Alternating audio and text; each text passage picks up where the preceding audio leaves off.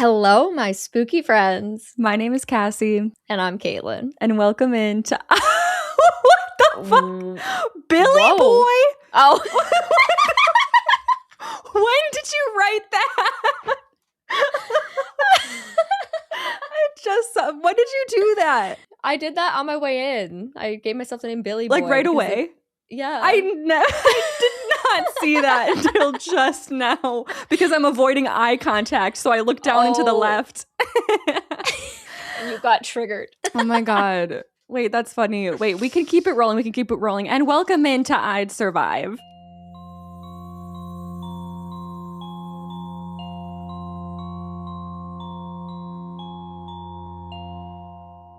Oh my goodness. You can already tell it's going to be a good day. I mean, how could it not be a good day when we're talking about whatever the hell this movie is about to be? I'm feeling quite patriotic today. Yes, I would hope so. Yes. It's going to be important that you are patriotic today while we talk about Uncle Sam. But before we get to Mr. Uncle Sam himself, I'm just gonna ask you what you watched. I'm not gonna ask you how you are. We don't need to talk about that. We're not gonna go into that right now. No. But we can talk about what you've watched. Okay. I am so excited to tell you that I watched a 5-star horror comedy. What the hell did you watch?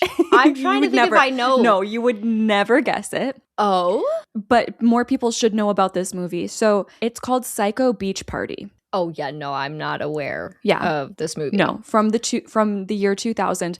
And the only reason I was aware of it is because the actor who plays Xander in Buffy, he's in this movie. Ah, yes. Okay. And it is on a smaller scale a cult classic. Like the people that watch this movie love this movie, but like it's not a Rocky Horror cult classic where like everybody, it's huge. Like it, you know what I mean? Right. It is still like on the more obscure side, I think, of the cult classic. But I think it should be huge because it's one of the funniest movies I've ever seen in my life. I put it on and I was like, this is gonna be so corny, like, but I'm just still excited to see it because the vibes I just knew were so silly. And then I like could not take my eyes off the screen. I was like laughing alone in my room. Oh, that's the best feeling. Oh my God, it's so good laughing by yourself. Yeah. That's me when I watch Queso on Twitch. It's just me like crying, laughing in my bed. Yeah. I'm going to talk about him in a second too. Oh, good. I love that. But I'm going to read you the synopsis because I don't know how I could ever describe this movie. Oh, I really want you to watch. Maybe I should be patient. I was going to say, I want you to watch it eventually, but I'm not going to push it yet. I have no idea if you would like this movie. It's always a gamble with comedy with me. So. Well, that's why, Exactly. You never know.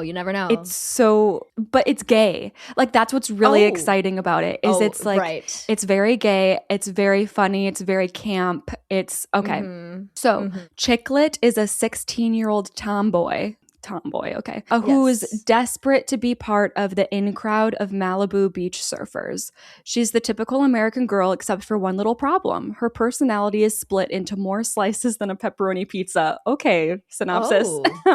Synopsis. Yes. So she's like struggling with her identity. It's very thematically, self-identity, sexual orientation. Who am I? What am I? Who do I like? Figuring yourself out. And it's not even just her. There's like a whole bunch of people like coming to terms with who they are in this movie. But it's like, I feel like it's making fun of kind of like how Grease is making fun. It's kind of a parody of like classic 50s movies and like romance tropes and everything. This is like making fun of Grease. It feels like it's like if Teen Beach Movie was extremely inappropriate and gay, the gayest possible. Like, it's so fun. There's my favorite line from it is when she's having her split personalities, she speaks in the third person as Anne Bowman. That's one of her personalities. Oh, sure. And she just like stares off into the sea. And she's like, there's context to this, but she's like, Anne Bowman invented the orgy. Like, she's so confident. It's so odd. It's such an odd movie, but it's perfect. It's actually so I rated it 5 stars, and my like Letterboxd review was, this is not an ironic rating. It's not. It's not ironic. Not. If you think so, you're wrong. So, wow. That movie was a good pick-me-up. I'm glad. Yeah. That's good. It was a surprise. I've watched a lot of movies since we've last spoke. Not a lot. It's 3. It's okay. literally 3. 4 if you count the one we're talking about. So there's not too much to say. I watched Ready or Not 2, which, you know, it's just not my kind of movie. It's an objectively good movie. It looks good. That's good. Like, do you think the sequel, beautiful. It deserves a sequel? Like it wasn't one of those. I think it worked. The first one is definitely better. Sure. We had our whole discussion on this on Patreon, and I think we came up with some really good points as to why this one for me didn't work as well, but I can't really. Well, actually, I can. All I can say is that, like, you're losing a mystery element because you already know. Oh, yeah. Like, that's you know, hard. on the first one, there's like, is it real or is it not? Like, what's going to happen in the end? This one, you already know what's going to happen in terms of there wasn't like a double twist paranormal. That they exactly. They should have. Yeah. So it's like, it was fine. It was good. It has your girl in it, obviously. Yes. So that's fun. But I liked it. It was whatever. The next movie I watched, believe it or not, I never thought I'd come back, but here we are. I watched Final Destination 3. Is that the roller coaster? It sure is. I love coaster. It's so fun. It's good. I liked Final Destination 3 better than 2, I think. Yeah, maybe me too. Even 1. I think all of the opening sequences in the movie so far have been really good. And then it's just a matter of, like, how does the rest actually pan out? Yeah. But this one was really fun. I really enjoyed it. Very ridiculous, but what else can you expect? From Final Destination. So does that mean you're going to continue, you just plan to continue the whole franchise eventually? You know what I mean? Yeah, definitely. I mean, it depends on what they do when I post this video, you know? Yeah, interesting. Like, because they could come back and just hit me again. And then like, let it go in a year. So, like, who knows what this freaking franchise Do you know what the future, like the Final Destination that you still need to watch, what those opening scenes are? I actually do not. Okay, cool. I know one of the two of them is, like, considered to be one of the worst movies ever made, and then the other one I don't hear anything about. So I don't really know what to expect, and I forget. I'm sure people will remind me in the third reaction comments, but which one is the really bad one? I think I hope it's 4 because I really liked 5. So I'm guessing it's 4. I'm not too up on like what people like public opinion, but I'm assuming it's 4 that people don't like. Is 4 the one I do know about, something to do with like a racetrack? Yes, it's 4? Coming back to me. Yes, that would be 4, and it's really awful. It is really awful. I agree with the masses. Okay, I actually blocked it out until you just said racetrack, and yeah, that's a rough one. That's literally all I know. So it's so bad. Yeah. Oh no, I'm really looking forward to your reaction of that. Oh dear, I'm scared. Yeah. So there was that, and then I watched what is one of my new favorite horror movies ever, which was Hokum. Okay. And yes, I like, because we were talking about it, and I was like, you said you like didn't even hear about it, right? And this is like my big thing with this movie, and a lot of people are also agreeing, like, because I posted a video on it, and it's not getting talked about because Obsession and Backrooms are taking over. Now, Hokum came out a little bit earlier than these two. Like, Hokum's been out for a minute, but it's just like not the horror space is attention. Like, packed right now. Giving attention elsewhere. It really is. Because it just came to streaming. So this is when it should be, you know, making waves. So I'm hoping more people watch it. I will say it's funny that you brought it up when you did, because just yesterday or over the weekend, I went on Amazon Prime to finish watching the horror movie that I'll be doing for next week.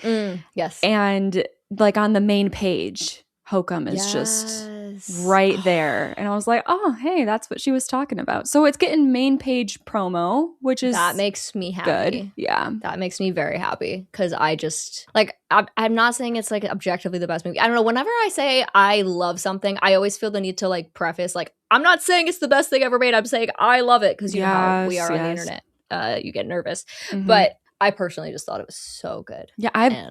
Did you go into it blind? Yes. Yeah. I knew nothing. Adam Scott was in it, and I knew there's like one specific piece of imagery that is used in the marketing that I knew about. That's not even a big part of the movie at all. Which Love was surprising. That. Yeah. When they have a hook and it's like, oh, this isn't even a big deal. When you get, that's a good way to promote. So I was like, whoa, that's really interesting. So that's what I watched. So I watched an interesting collection of films. Yeah. In the past couple weeks. We have to. Oh yeah. What? Oh God, why are you laughing? Oh no. I was gonna say Uncle Sam. That's so. Oh no. But you know, also feel like we need to give a shout out to the new Fears to Fathom.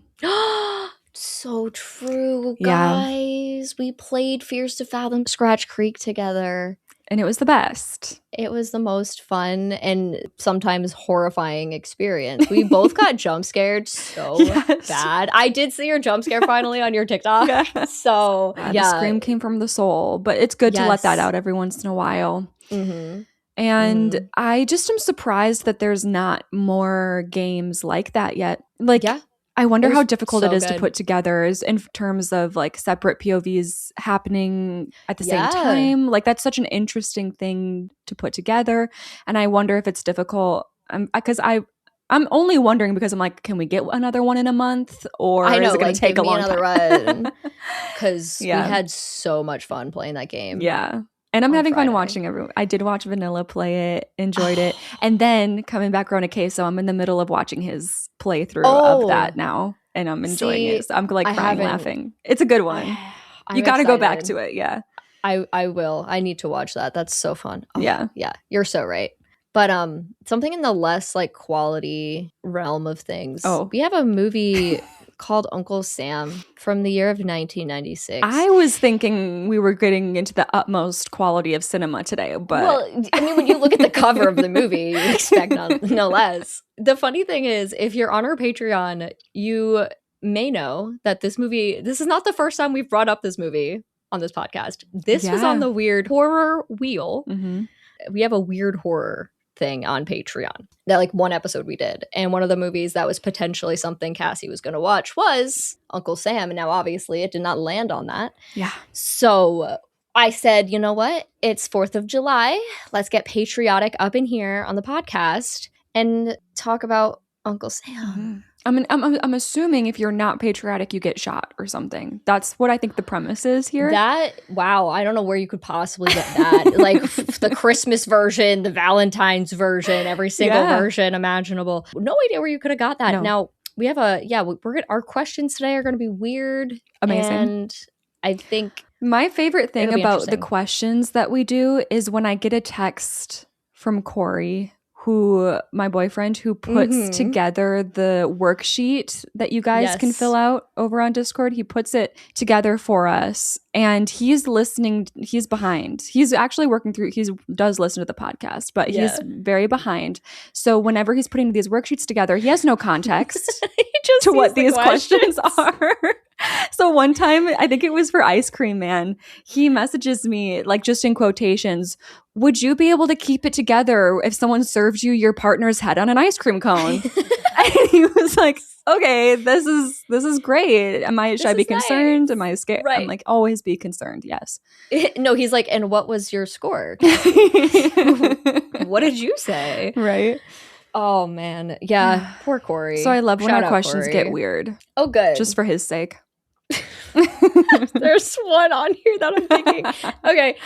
Anyway, I'm sorry. Uncle Sam, it's a black comedy horror film. Ooh. So it's self-aware at least, which is good for movies like this. Mm-hmm. It was written by Larry Cohen and directed by William Lustig.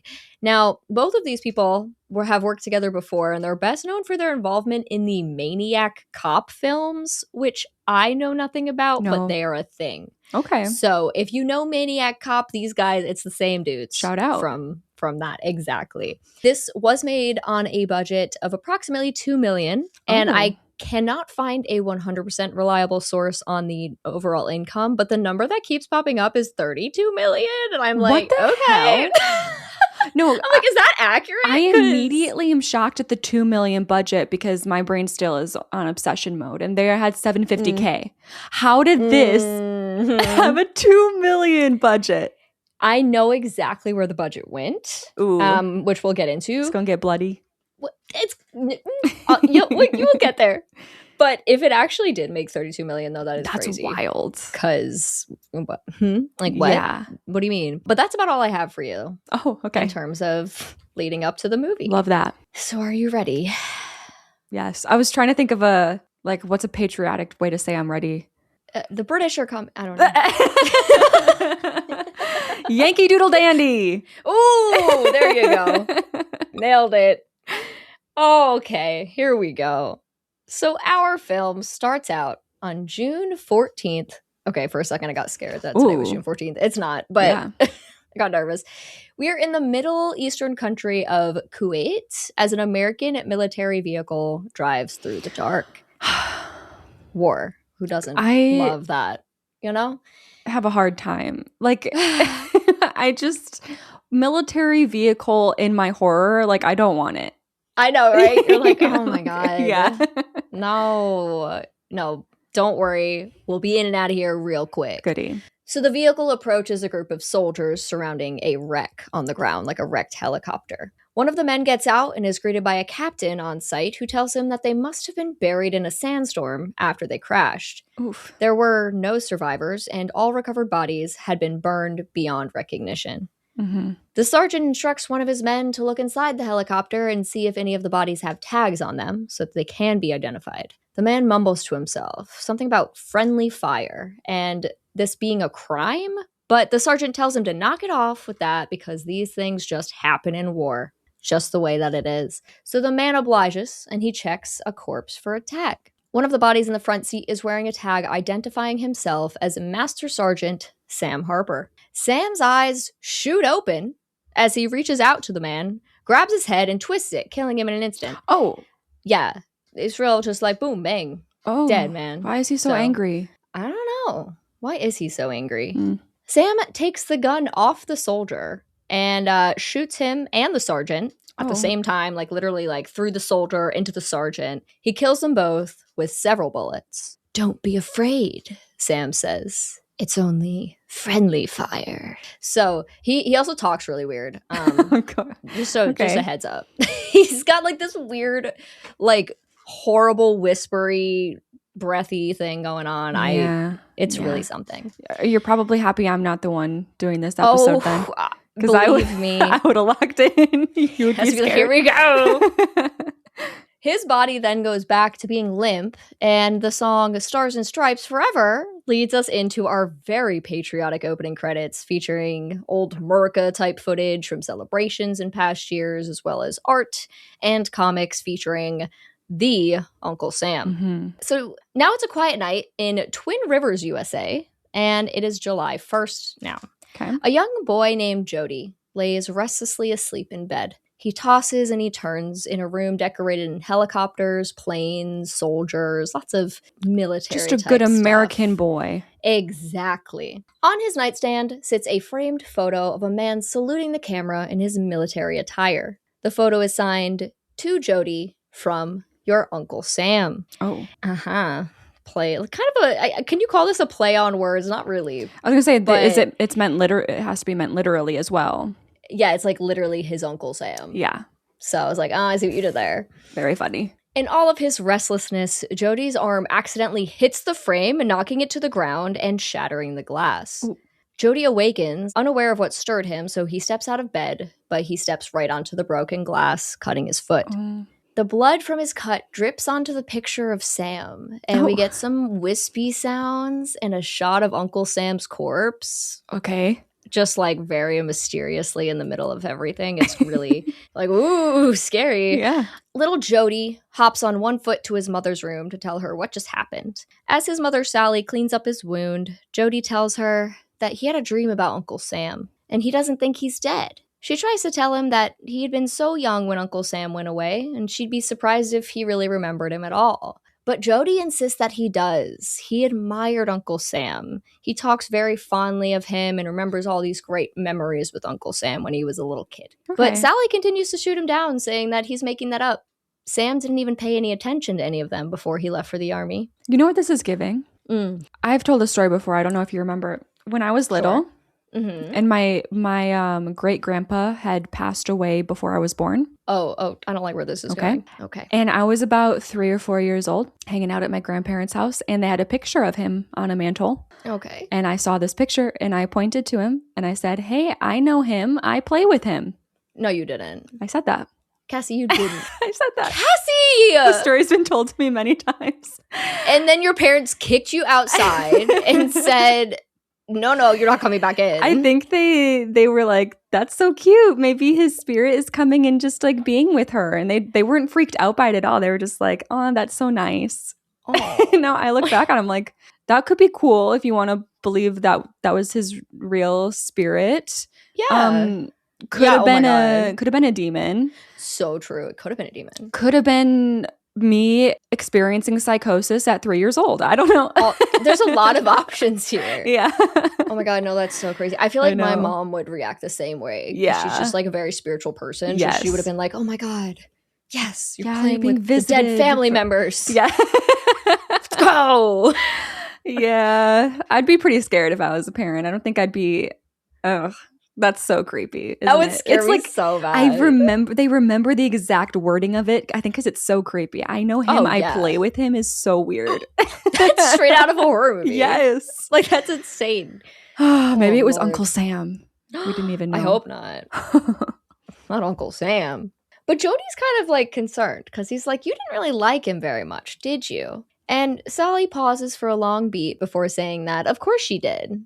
That was her brother. And we, as the audience, are not really convinced. She's not. Yes. She doesn't seem very confident as she tells this to Jody. Jody also makes a quick mention of how his mom never talks about his father either. And she doesn't have much to say about him, but we get the idea that they are at least separated. Yep. Jody's father is not around. So Jody heads back to bed and Sally falls asleep. Now, a police car drives down the road and stops in front of a suburban home. Inside the police car are Louise and Deputy Phil Burke. They kiss a little before Louise pulls back and Phil's like, why can't I come in? And Louise says that for one, he is literally on duty right now. So that's part of it. Mm-hmm. And he's like, okay, I'm off in an hour. I'll come back. And she's really uninterested. She just wants to go to bed. So she's like, I'll see you tomorrow. Like, just relax. For real. Can I come in? No, I'm going to bed. Yep. Like, sorry. That's the end of the story. Louise goes up to her front door, and as she digs in her purse for her keys, she is jump scared by a man's voice saying her name from behind her. Mrs. Harper, he calls out. She turns around to see a man decked out in military attire, and she asks him what he wants. It's about your husband, he says. Louise seems confused for a moment, saying it's been 3 years since she's seen him. Then she realizes why the man is here. He's not alive, she asks. The man informs her that his body was just discovered out in the desert. Louise doesn't honestly show nearly any emotion here. Mm-hmm. Like, I think it's like, it's been 3 years. It's kind of more of like, almost like a closure thing in this moment. Right. She just mentions that Sam has a spot next to his parents in the cemetery. The man says that he'll see to those details for her before handing her a business card and saying that he's staying in a motel nearby if she needs anything. Before walking away, he also hands her Sam's dog tags, and Louise makes her way inside. As soon as she enters the house, she does begin to cry. She just kind of lets it out. Like, I think she hit that shock moment, a little bit of acceptance, pure emotion. Well, in a nearby apartment, dimly lit by a red neon deli sign outside, we see a small wooden box containing 2 cannonballs. On the box, there is a note that reads, Sarge, some real balls if you ever need them. Sam. So that's nice. That's really nice. A man stands in the room and he's trying to button up his jacket. Too many rolls and jelly donuts, he says as he struggles with the buttons. Also mood. Honestly, like such an iconic opening line for a character. Like, okay, legend. One. Yes. We pan up his body in his military suit, and when we reach his face, he gives us a proud salute. Sergeant Jed Crowley reporting as ordered, he says. But then his face slowly falls and sadness creeps in. He picks up a framed photo in front of him. All of you dead but me, he says. And then in frustration, God, how come it was me you let come home? So clearly he used to be in the military and he's reminiscing on the bad times. Yeah. The not so fun times. Gunshots and explosions sound inside his head as we transition to little Jody reading a war comic book featuring his Uncle Sam. I don't know if he made it. I don't know. Who appears to be the hero of the story. Okay. Mm-hmm. It's just the concept of like a comic book of men at war for children is a lot to take in. Oh, for sure. Yeah. Yeah, no, I feel like this is, it's interesting because this movie is like, I also watched Dead Meat's video on this as well, and like they were talking about how you think you might be coming in to like the most murka like horror film, but it's definitely a little bit of like self-aware, not satire, but yeah, it's like looking at some of these things, like because kids used to be very interested in war, like all their toys were guns and like whatever. Yeah, G.I. Joe. Oh, for sure. And this movie definitely like kind of looks at that with a cynical eye a little bit. So wow. Okay, interesting. Yeah, it is. Suddenly, there's a knock on the door, and Louise wanders into the kitchen looking very down. Sally asks her what's wrong. When Louise doesn't answer, Sally tells Jody to go get ready for school. She wants him out of the room so she can really talk to Louise. And once he leaves, Louise goes straight for a hug from Sally. Aww. Louise tells her that someone from the army came by last night. They found Sam's body. A shocked look comes over Sally's face, and then she lets out an exasperated, like, oh my God. Louise goes on to say that she thought he was going to tell her that Sam was still alive. I thought about that so many times, about him coming in the house, walking through the door, and it all starting all over again. Kind of an interesting, out of context line. The two women take a seat at the kitchen table as Louise expresses concern for how Phil's going to react to this news. But Sally assures her it'll be fine. He knows how you felt about Sam, she says. Louise even mentions how she doesn't want his remains sent back. She doesn't want to be reminded of the fear she used to feel when he was in the house. Ooh. Yeah. Not a good feeling. So it's rough. Sally actually offers to have him sent to her house instead. She's going to help her with all of the arrangements. So unfortunately for Jody, he has been sitting on the steps just around the corner the whole time, listening in on the conversation. So he goes up to his room and he grabs a metal box from underneath his bed. We cut straight to school. Yep. And now we're at school. Okay.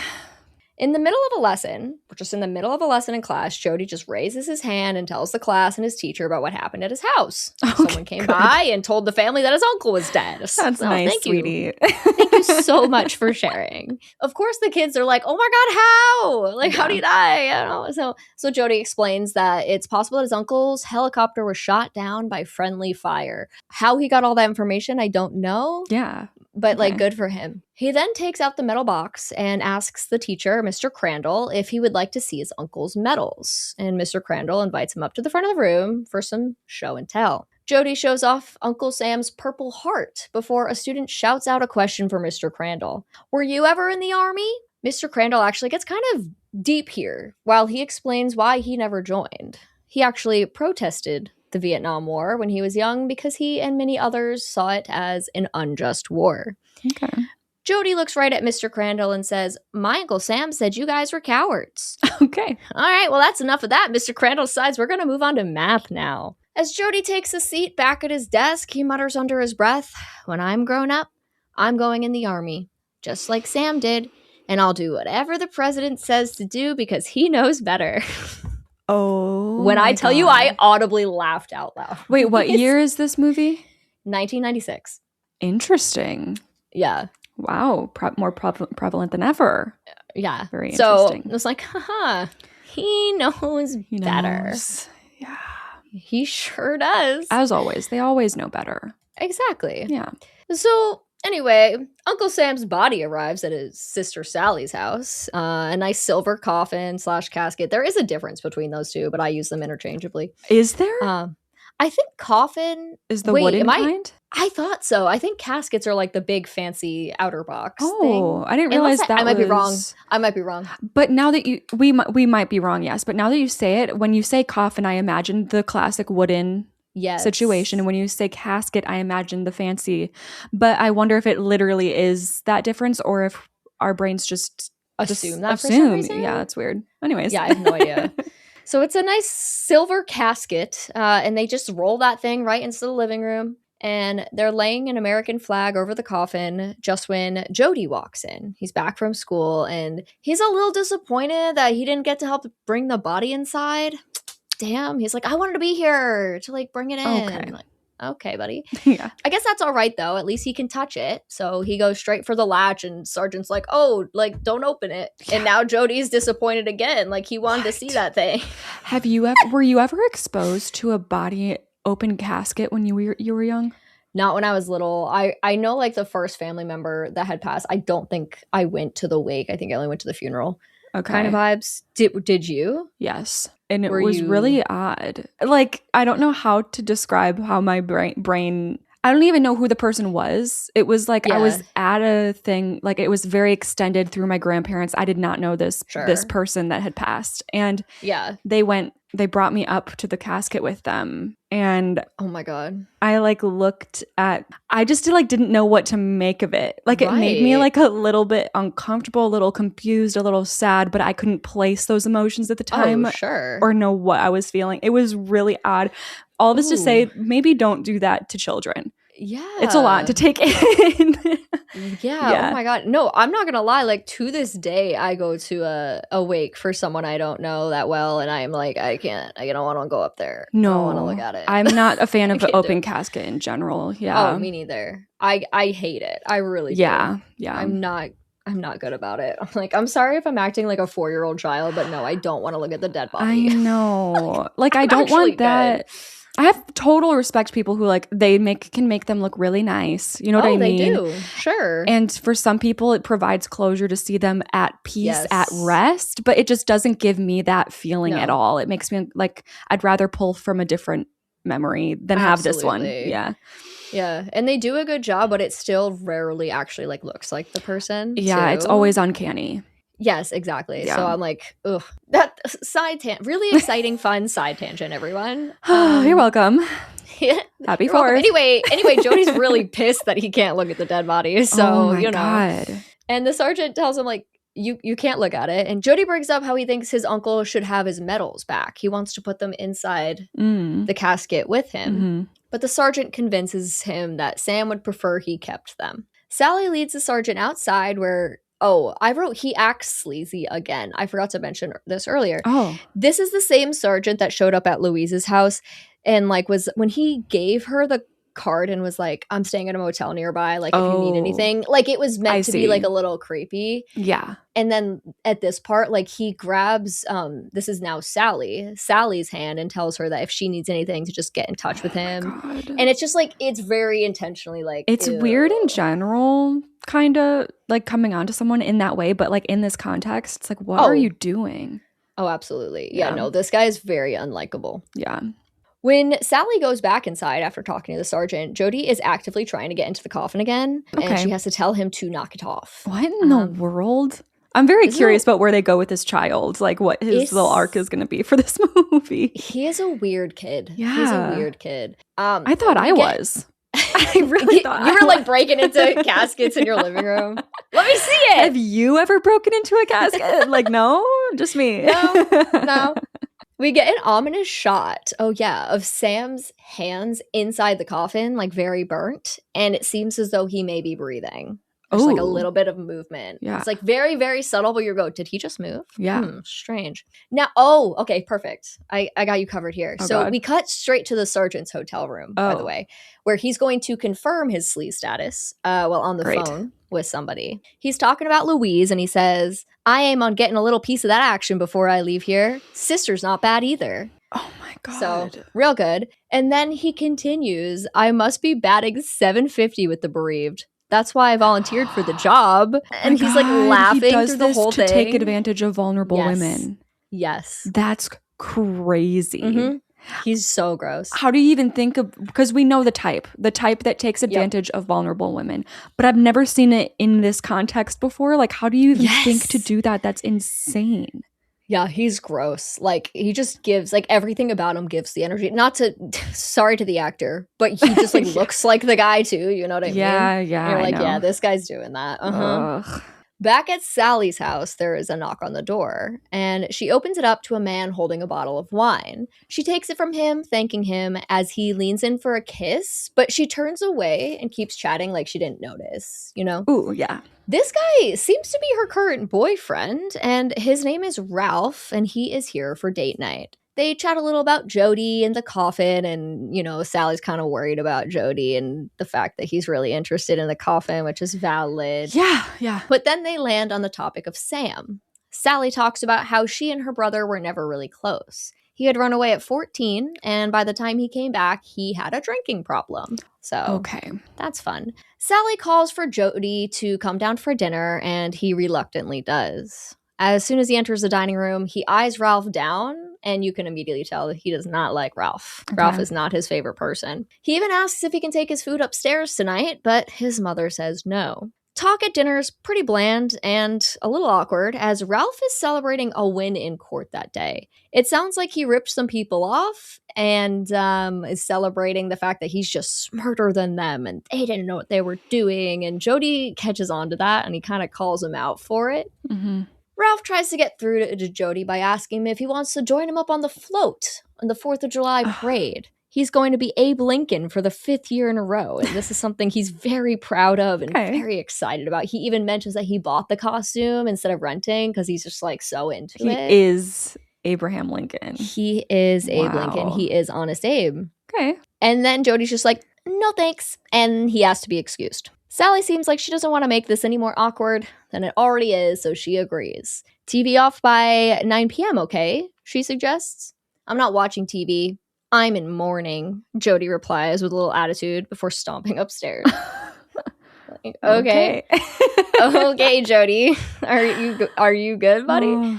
Once he leaves, Ralph scooches his chair closer to Sally, who's kind of visibly like she's like, I'm not into this right now. Ralph suggests that Jody might show him more respect if Sally showed him more affection. And she's like, all right, not right now. There's literally a dead body in the house. Yeah.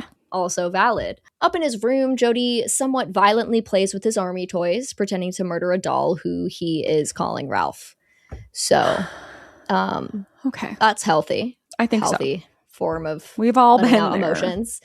Yeah, just die, Ralph, die. Yeah. In the middle of the night, once Sally is asleep, Jody sneaks downstairs with his metal box holding Uncle Sam's medals, and he once again tries to break into the coffin. But luckily it's like sealed pretty well, so he can't get in. Inside the coffin, Sam stirs, like very clearly this time. Mm-hmm. And Jody heads back to bed. Strange. The next day is the wake / funeral, whatever, in the house. I don't know. Yes. It's closed. The casket is closed. I mean, he's very burnt, so they weren't going to open it. I think I know that this would be called The Wake, thanks to Scary Movie 3. Oh! It's awake. Awake! Oh, awake! Yeah. She's awake! Oh my God. I don't think I've ever experienced one IRL, though. No, I've never been to one in a house. Yeah, no, me either. I don't think I, as like a person, would want one in my house. No. I feel like it would make me uncomfortable. Yeah, I agree. Just don't put it in my living room. Yeah. Please. Like, there's a dead body. If there's a dead body in my living room, like, I'm not staying in my house. No. This is me getting really, really dark. Oh, dear. This is getting really dark for a second. Oh, dear. But I completely get that what you're saying, because my grandma, she could have done at-home hospice, but she chose to do like inpatient hospice because she just didn't want that energy, like the energy of death in the house. She didn't want my grandpa to carry that in the house. Oh, yeah. And so I think it's like the same thing here. Like, I don't know, like, I need to decompartmentalize my experience with this and have it be in a box somewhere else, not in my home. Yeah. No, that makes sense. Yeah. I also just like know in my head, like more of like an anxiety thing. Like I just know my brain would force me every time I walk into the living room after that to like picture the coffin there. Exactly. You don't want to see it. Like, yeah. There's a part of my brain that forces me to do stuff like that. Yeah. So I know why that would mess with me so bad. Yeah. No. We keep going off on I know. Where the frick They're all were we? really sad and dark tangents. I know, this is a really depressing episode. Not what I expected from this movie. Me neither. Oh, God. So at the wake, a man named Jed Crowley shows up, and the family seems to know him well, as Sally tells him how Sam really looked up to Jed. He had loved hearing his stories about the war. This comment makes Jed pause for a moment. I guess I've got a lot to apologize for, he says, glancing down at the coffin. Jed pays his respects before glancing over to see Jody staring at him. It's the right one, Jed says to Jody. Sally scolds Jody for staring, but Jed interrupts to say that it's fine. He doesn't mind the curiosity, and Jed invites Jody out to the front porch so he can show it to him. Well, it is a prosthetic leg. Okay. Jed had lost his leg from a landmine in the war. Now, we know Jody, and therefore we know that he is fascinated. Yes, of course. And very much not shy about asking questions, which Jed doesn't seem to mind answering. Cool. It's kind of a sweet moment. We come to like Jed here. But then Jody finally says the wrong thing. I don't know if I should join the Army, the Marines, or the Air Force. Jed's face falls. Mm-hmm. You get that idea out of your head right now, boy, he yells. Things ain't like they used to be when we knew who and what we were fighting for. Jody tenses up as Jed goes on, attempting to discourage Jody from following that dream of his. Be a doctor. Save some lives. Forget about killing, he says. Jody insists that some people have to be soldiers, but Jed tells him he doesn't want to get sent back in a box the way that Sam did. Maybe it's better than dying in bed, Jody says. Everybody dies anyway. Right, good point, Jody. Great point. Dying on a battlefield. It's just crazy hearing it from a child. Yes. Like if you are an adult and you're like, I love my country and I don't mind if I die for my country. You know what? Sure. That's cool. But the fact that this is instilled in a child's brain is so scary.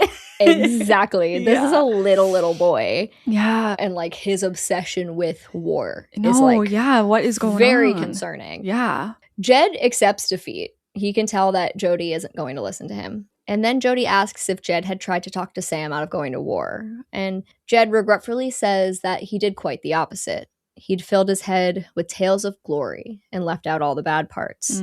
He also says that Sam was very different. He even scared Jed sometimes. Sam was an angry kid who seemed to enjoy killing. Jody asks, isn't that what makes a hero? Oh my God. Yes.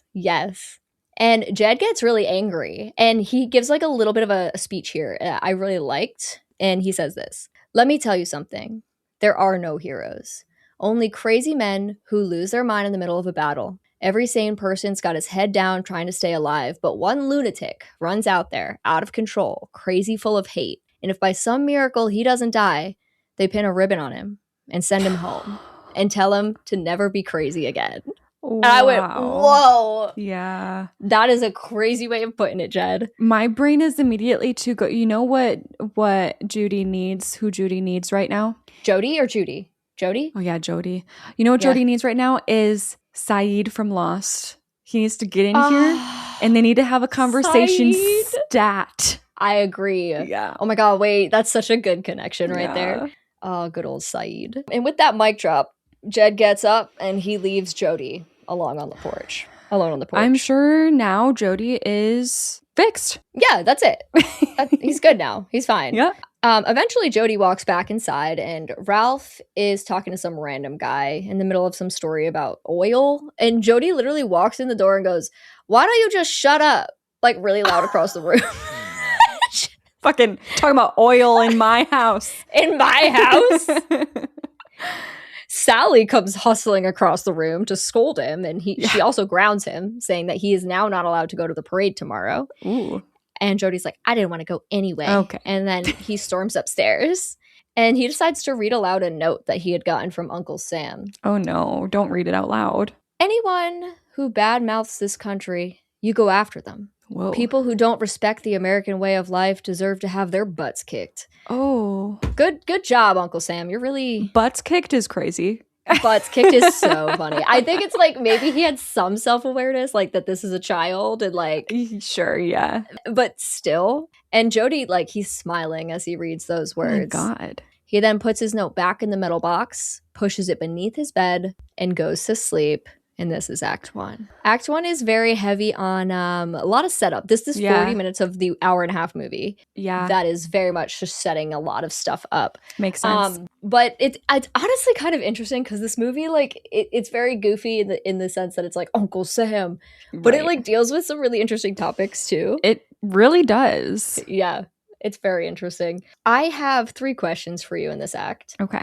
And they're pretty simple questions. The first one it has to be asked. 1A, how likely are you to live anywhere but the United States of America? Oh. Unfortunately, I got to put you in the USA first. Is a big part of it. Mostly because we have so many non-American listeners. Anyone who's not from the US is going to have a better chance here. Yeah, so like I want to know how you answered this because it's like, Are you just going off of the fact that you were born here, so like you're screwed, or did you give a leeway of like moving away? Well, you can absolutely include that. I did 3% because I personally see myself. I was born here. I don't see myself ever leaving the country. Yeah. So I went 3. But if you could see yourself moving somewhere else, I'm not sure. I wouldn't leave America because my family wouldn't. Yeah, I'm not leaving my family. Exactly. So I actually feel the same. I'm gonna go with 3 as well.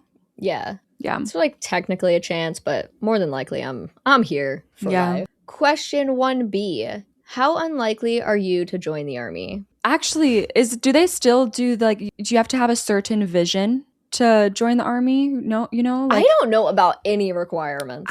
I'm not sure if that's made up or if it was like outdated or what, but I have really awful vision, and I think that I might not even be allowed to if for some reason I wanted to, but no, I don't want to do that. No. So I'm gonna I think I'm going low or high? Low. High. I'm gonna go 100.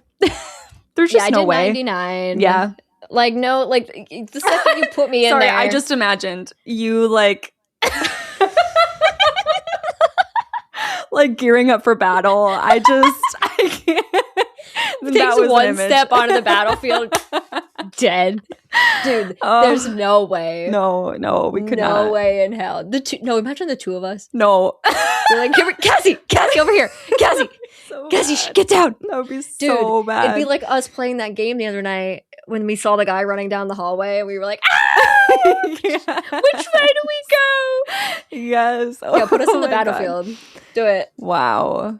No, we'll save everyone the struggle. Like America would hate us. The other whoever's on the other side would hate us. Like we just will remove ourselves from the situation. We'll just stay over here. It's fine. We're good. Okay, and then 1C. How unlikely are you? Unfortunately, all my questions are backwards for this. Oh, okay. It just is the way that it worked. How unlikely are you to protest a war? Okay. So why is it so hard? I know. Unlikely. If I'm unlikely to protest, like no way I'm protesting, it's at 100. Yes. Okay. Probably a 5. You're gonna protest the war? Yeah. Oh, okay. Oh yeah. Because that was a huge movement, Vietnam War. Yeah. Like people like standing up and being like, hey, we're done with this. Mm-hmm. Oh, I'd be one of those people for sure. Yeah. So I gave myself an 80 because I think from my perspective, it's not that like, because I'm very much just like, I've never been to a physical protest. Yeah. Like I wouldn't go out and I don't think I would be active about it. I'm just like a little scaredy cat of everything. That's valid because I will say I'm thinking about that time because I know he mentioned the Vietnam era and I feel like everything was like so much more peaceful and safe to protest back then. That's so true. It is much more scary and risky, unfortunately, today. Mm-hmm. So should I factor that in? It doesn't matter. Okay, I'll keep it. However, you can keep it. Yeah. Because like I know like I would probably be on that side of things, but wouldn't be like actively out there. Yeah. Doing something about it. Yeah. I'd be quiet because I think you're right though. There's a difference in eras. Yeah. These days it's like it's really scary. No, there's so many like shootings everywhere that happen. Yeah. It's so unsafe. It's so awful. Exactly. Okay. Well, that brings my Act 1 score to a 36. Oh shit. That's crazy that we're starting out. The way I watched this movie and went, oh my god, our score is gonna be so high. And then I started writing the questions and I went, oh shit. It gives that energy. You would think. Mine is a 61, so it's also quite low for an Act 1. For Act 1, yeah. That's like very, very low. Oh dear. So we're gonna do really well. Yeah. All right, here we go. Act 2. The clock chimes midnight.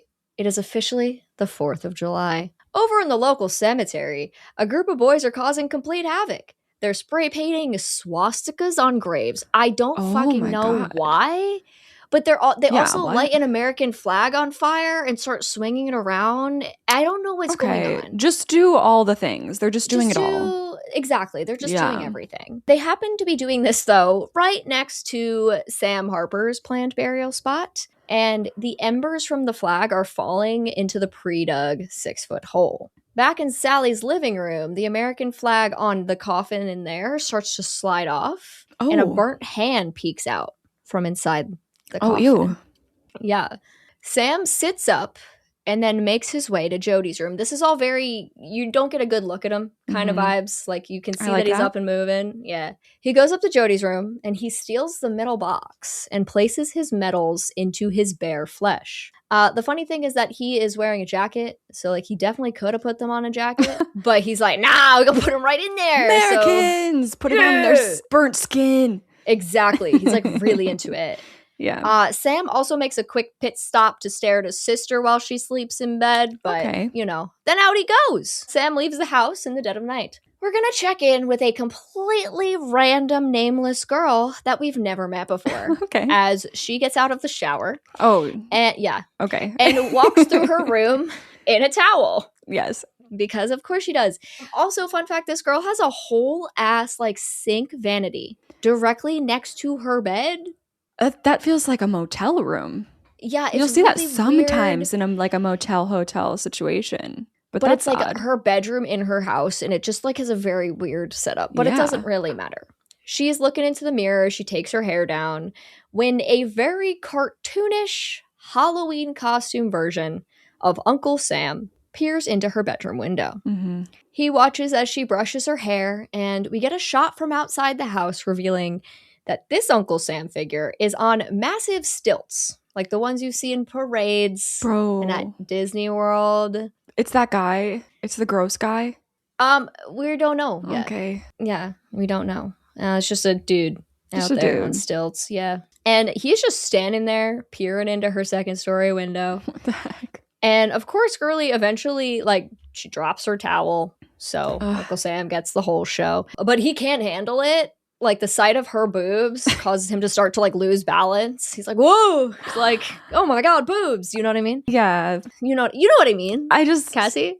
I don't exactly understand. What I mean. I just don't understand. Like, I know you've seen them before. Like, why? It's like a thing. It's like a trope. It's like, it really is. I just don't understand. I just don't get it. But okay. It's really. Yeah. Anything to put him off balance. Maybe he'll fall. Exactly. So he starts to lose his balance, and he can't help but make some noise as he stumbles. So the girl hears him, turns around and yells, "You pervert, stay away from my house." Now, Uncle Sam is able to regain his balance as he runs down the driveway and into the street. Now remember, he is on stilts. I remember. The image is clear. So the girl continues to shout. She goes, "I'm going to call the cops this time, Willie." Oh my God. And it is Willie. Oh my God. This is, in fact, some kid named Willie. Okay. Willie is going to make his getaway, though, down the main street on his stilts. And he heads down the road and into the local park. He's making his way through the grass when he realizes he's being followed. Uh-oh. Who's that holding a pair of giant yard clippers? Who could it be? It's the real Uncle Sam. Willie runs away the best he can, but of course he eventually gets tripped up on his stilts and he slams into a tree and he falls to the ground. Now, Willie really just lays there, like doesn't move. He probably had the wind knocked out of him or something because he's up there, you know? Yeah. But he's kind of more worried about the fact that his suit got ruined because he's supposed to wear it in the parade tomorrow. Yeah. Uncle Sam approaches him slowly with the clippers, opening and closing them like for dramatic effect. You know, I do that to people sometimes. Yeah, I think you should. No, I have many times. What do you mean? All right. What do you mean? Like if you're holding a pair of scissors and there's someone nearby, like you just you just gotta go snip, and like freak them out a bit. It always works. Okay. Yeah, you just scare people with scissors. You were that child in the first grade classroom that the teacher was like, "Cassie, please stop running with the scissors. Please stop." It's just scissors. No big deal. No biggie. Yeah. Oh my Lord. Okay. Well, Willie finally catches a glimpse of Sam and asks what's wrong with his face, because that's our number one priority right now. Sam reaches down for Willie's face. "I hope you get an eyeful," he says before shoving his fingers through the mask eye holes. It looks like he's going to stab him in the eye, and it acts like he is, but he doesn't. He just like pulls the mask off with 2 fingers kind of vibes. And Willie screams in fear as the clippers lower toward his skin. And then the screen does cut to black, but the sounds inform us that Willie is being snipped up right now. Wow. There's actually quite a bit of that in this movie, which is interesting for 1996. Yeah. Like, why were we... I mean, maybe it's budget, quite frankly. Maybe. I'm still waiting. Where did the budget go? Oh, I know where it went. Okay. I know where it went. Don't you I'm worry. scared. You don't even have to be scared. It's more of just like an interesting thing that this movie chose to do. Okay. So like he's dead, but obviously like we did all of this so that we could steal the fit. So yes, like of course, including the stilts. Cartoonish. Unfortunately, no. Dang it. I think that would have been fun. Yeah. It would have made it hard for him to like be stealthy, maybe, but it would have been fun for me. I wonder if maybe the other option could have been, "Hey kid, can I have the fit?" I bet he would have given it over instead of like just local store. Yeah, we could have got one. Yeah, I don't think he would have had a problem even breaking in after hours. Yeah, but this is fine Walmart. too. Yeah, just murder. I mean, to be fair, Willie was being a creep, so like, do we care that much? Yeah, like we should maybe not. Like you don't deserve death, but I'm not sad either. Exactly. So yes, he steals the fit. He actually like cuts the legs because the legs are obviously too long. So he cuts those and he puts on his suit. And he goes to find that rambunctious group of kids that were at the cemetery. Mm-hmm. Well, they're about to head out, but one of them stays behind because he's got to take a piss. So where do you think he does it? In Uncle Sam's grave. Of course. Sam doesn't take kindly to this, so he grabs a can of red spray paint and sprays the boy across the face with it. And then blue and then white. So we got a red, white, and blue kind of vibe going on. The boy stumbles back and ends up falling into a grave. I'm not even sure if it's Sam's. It's hard to tell, but he falls into a grave. And he breaks his leg bad. Like bone pops out. There's blood everywhere. Yeah. He can't even get up. Never mind get out. So do you think this is a really random thing that anyone can answer if you have an answer for Discord? When you get to that point where you break a bone so bad that popping out of your skin, is that salvageable? Like, are you going to walk normal again after that? Or I think so. That's so crazy to me. Like that's fixable because that's such a... Yeah, the human body's crazy. The human body's crazy. I could be wrong, but I feel like what people have walked after really bad breaks. Like that. Wow. I could be wrong. I wonder what it takes to the point of like amputee time. Yeah. Okay, that's just a random thing. I've been thinking a lot about bones lately because of my finger break. Oh, true. So that makes sense. I'm like, I wonder how bad it would have to be. It's really interesting that like you went into a conversation about the scene because this scene made me have a very interesting conversation on Twitch. So I'll get to that in a second. Okay. Actually, in like 2 lines or 1 line, literally 1 line.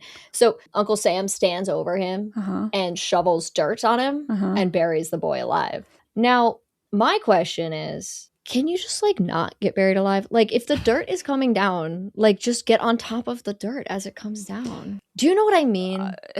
Yes, but Uncle Sam would see that, you know? And then you just keep doing it though. Yeah, but then he'd probably just whack you. You know what I mean? Okay, yes. I feel like you have to, but you're right. There's got to be a way around this where you can like shift yourself as it's happening so you can pretend to be under it. But then by the time you are, it's a thin layer. And then you're just like, boop, zombie, I'm back. You thought you had me. Because it's not just this movie. I've seen this happen in Criminal Minds and I've seen it happen in other movies. And I'm just like, why do people just stand there while the dirt falls on them? Like just keep stepping on the dirt. Am I crazy? Chat thought I was crazy. Oh, no, I don't think that's crazy. I just think you'd have to play it really well to make it believable to the person who's burying you that they've got the job done. Otherwise, you're screwed. I'm leaving that part out, though. No, just like physically, it's absolutely possible to get out. Right? Yeah. Physically, I don't know. It's more of the mental game. I'm very passionate about this. Well, I wonder too because it's just like dirt. It's not like you're trapped in a coffin, casket, whatever. Yeah. So I wonder if how hard do you think it is to dig your way out of just dirt? Like once they're done and they left. I feel like probably very heavy. It's got to be more than you'd think. I would think but so. I wonder if it's possible. I mean, should this we guy, try it? It's like, that led to the conversation where I said Cassie and I should get together and try to bury each other alive. I agree. I think this would be fun because it'd be like, I'd survive IRL. Yeah. Would we survive being buried alive? I mean, like, this feels like Milk and Cereal Part 2 that we're about to do. Like, actually, though.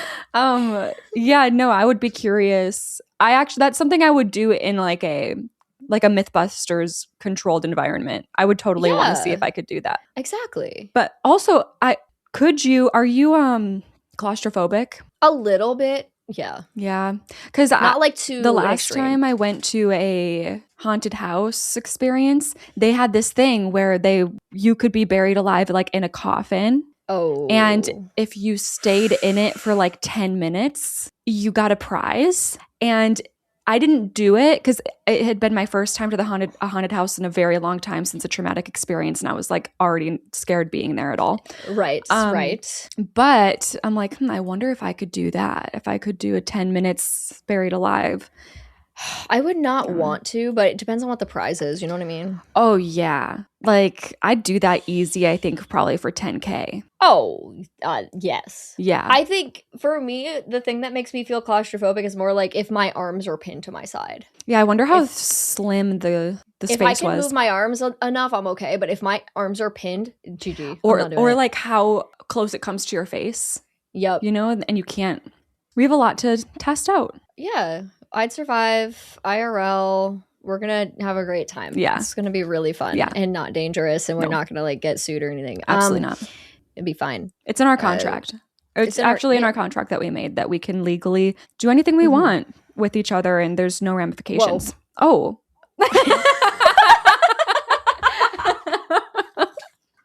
And I stand by that. Oh, and I stand by it. Wow, this is an episode.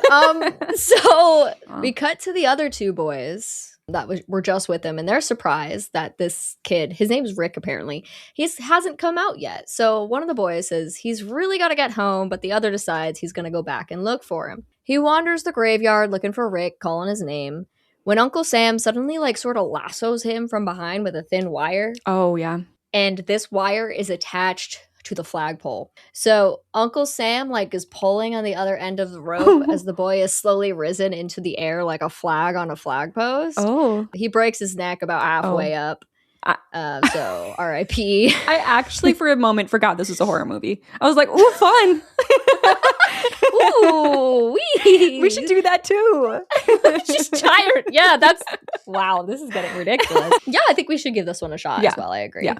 The next morning, though, is the parade, and we cut straight to the flag being raised today at like the school. Love that. School, yeah. So it's like, funny. Mm-hmm.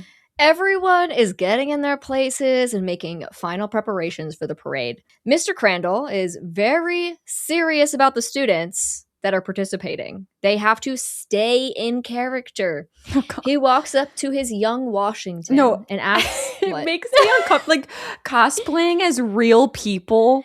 Yeah, there's something about it that freaks me out. That's fair. I don't know why, fair. But it's like, what do you mean you're being George Washington today?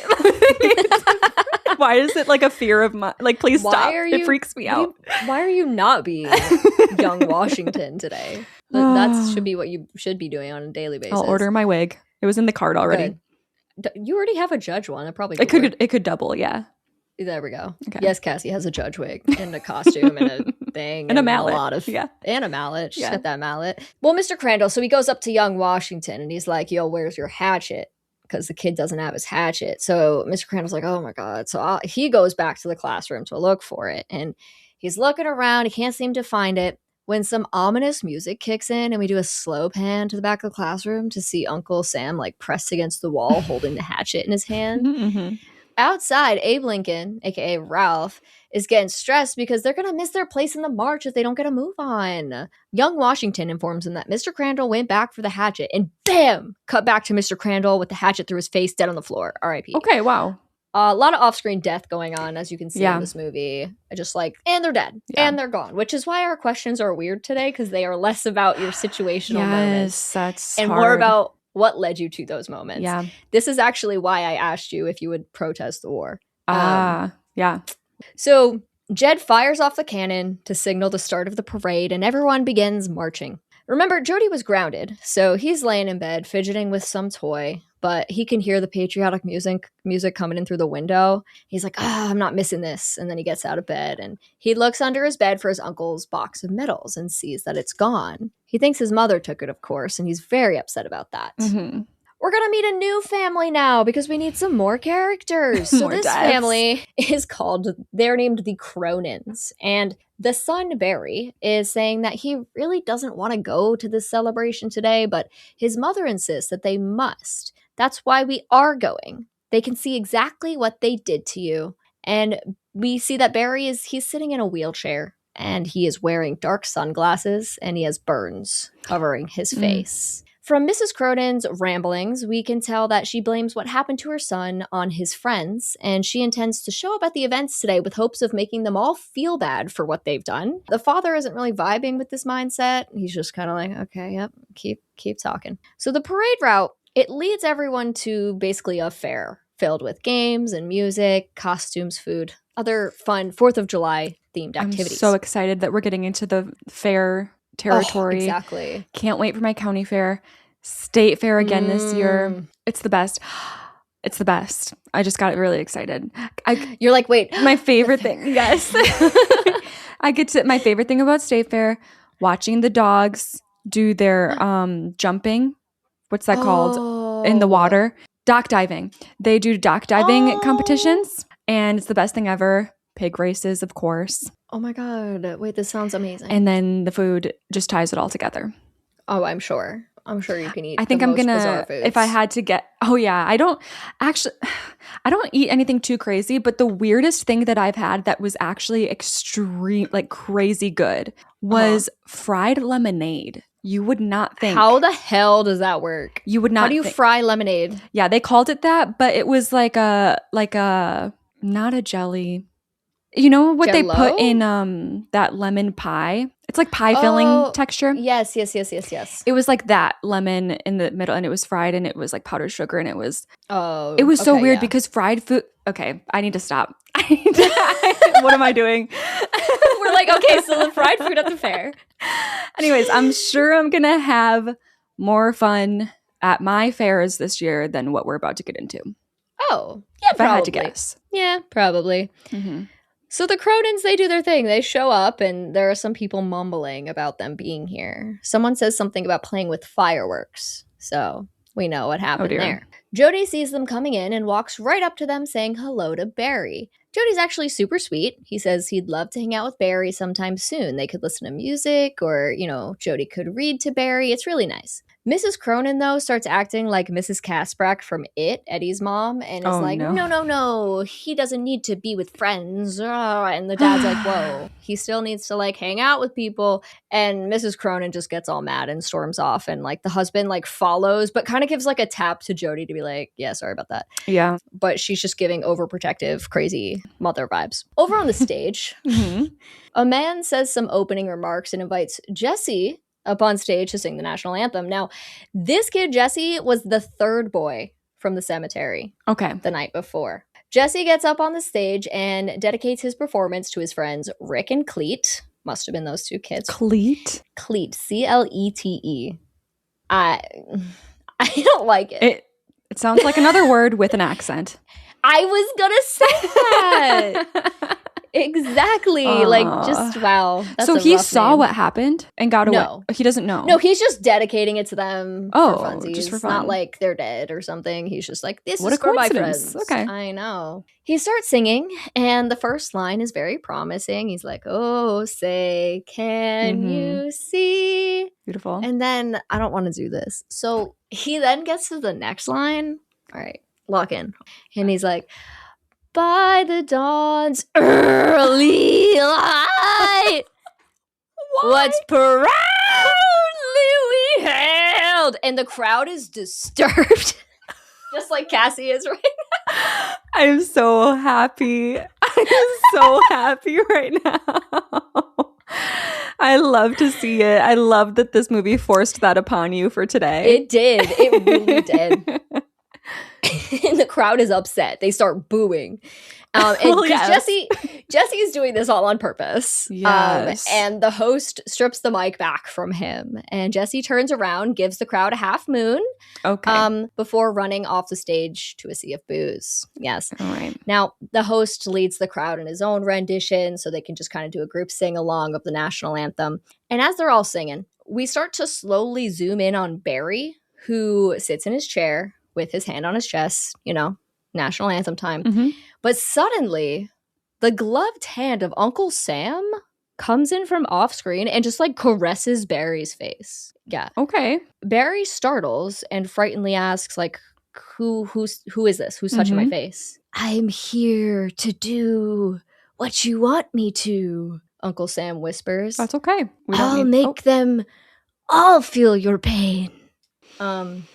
So that's his vibe. Okay. And then Barry's like, what's your name? Instead of saying Uncle Sam, he responds, even in darkness, you can see me better than those with eyes. Okay, so why?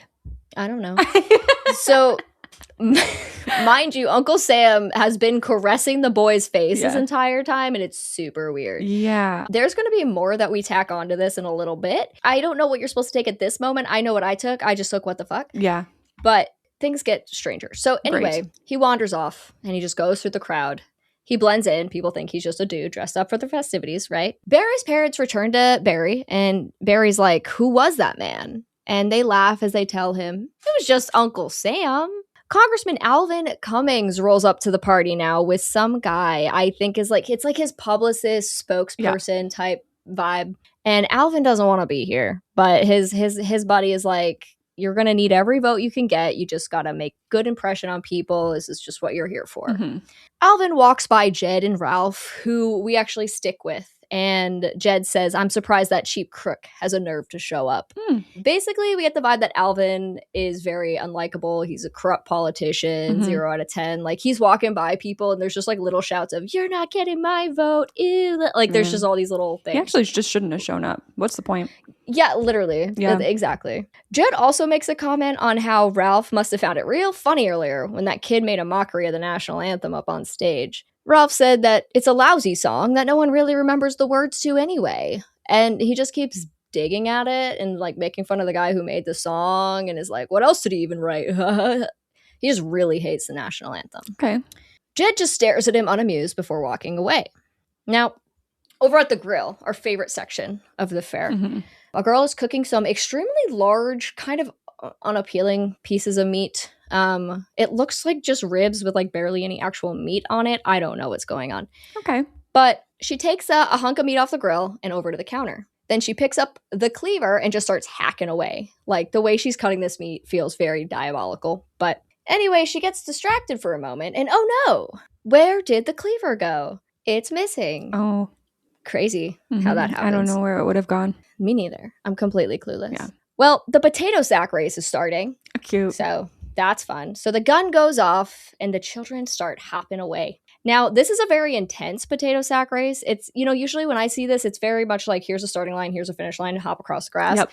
This is a trail like through the woods and like over hills, and like it's an intense race. Now, most of the kids participating are on the younger side, as you would expect, but here comes our good friend Jesse, who is also in the race. Being the dick that he is knocking over other children to get to the front, kicking them while they're down, just for shits and giggles. But don't worry, karma's gonna get him soon enough. Oh, good. I think. So he's knocking over these kids, and then he goes to the side of the trail. I don't know what happens here. He literally yeets himself down a hill.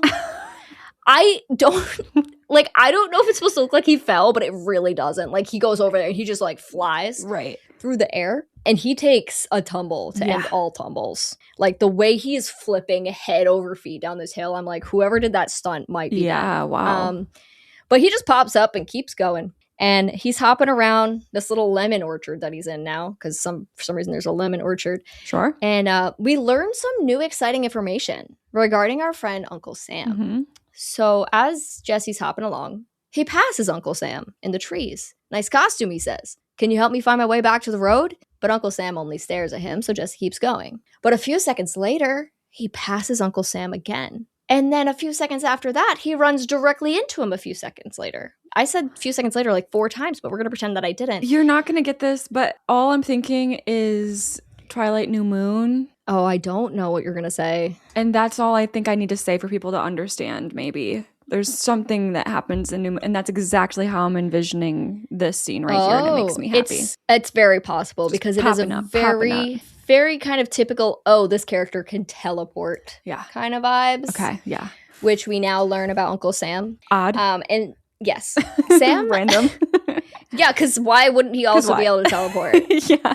Like, Sam grabs Jesse, raises the cleaver into the air, and swings it at Jesse, chopping his head clean off. And then Uncle Sam licks the bloody cleaver with his blue tongue. Oh. By the way, it's blue. Why? So what even is he? What is he looks like a zombie, but I don't know if he's just really patriotic. He's so patriotic that he's like created this whole new species of zombie. Exactly. Okay. No, that's exactly what we're doing. Okay. And this is our Act 2 check-in. Okay. So beautiful. I hope you've been having really so much fun. It's been an interesting second act. It's definitely, yeah. And it's like there's so much happening. Was this a harder script to write? It actually was pretty easy. Okay. But it felt sloppy because it's one of those movies where, okay, now we cut here. Now we cut here. Yeah, now we cut here. That's hard to translate. And that can be tricky just in the sense that you're like, oh, I feel like it's annoying to hop so much. But it's what the movie is. It's also just, I was just like, we're not going to take it too seriously anyway. Exactly. So like, who really cares? It works. But it's fine. I have 6 questions for you. This should be an interesting one. Okay. Are you ready? Mm-hmm. Question 2A. Would you decide not to cause offensive anti-American chaos in a graveyard? Yeah, I'm going to go 100, right? Okay. I'm not doing that. I put 98 just in case. Wait. You never know. You never know. Okay, fair. Yeah, no, I'm not into that in any realm. Like violent protest of any kind is not my vibe. Mm-hmm. So I just don't think that would happen. Yeah, maybe I'm actually going to change it to 99 because what if I'm like just out of my mind drunk or something? That's part of where my 2% is. Like and if I'm drunk being an and someone idiot. says, let's go to the graveyard. Yeah. And then they happen to have an American flag and a lighter and they're like, watch this. And I'm like, and then all of a sudden I'm holding it. Yeah. Exactly. And I'm just blacked out. Yeah. That's my 2%. Yeah. So fair. 2B. Would you refrain from walking around in your Uncle Sam stilts in the middle of the night? Okay. That's the one that I can't wait for Corey to see. You know, that's not even the one I was thinking about, but yes. Hell, it's going to get worse. Okay. Would I refrain from walking in my Uncle Sam stilts? I do like to break them out from time to time. I know. Should have worn them for the episode. Have you ever been on stilts? No, God, no. Yeah, no, me either. And I don't think it would go well. I remember when I was little, I had those little kid stilts where there was like, they were kind of the size of cups and then they were attached with rope. I think I've seen these, yes. That's the most I've done. So I'm going to go, would I refrain? I'm going to go 99 again. Caitlin? Mm-hmm. Caitlin. No. What if? No, I could see it. Exactly. I was going to put a really high score for this, and then I went, I know Cassie's going to go, no.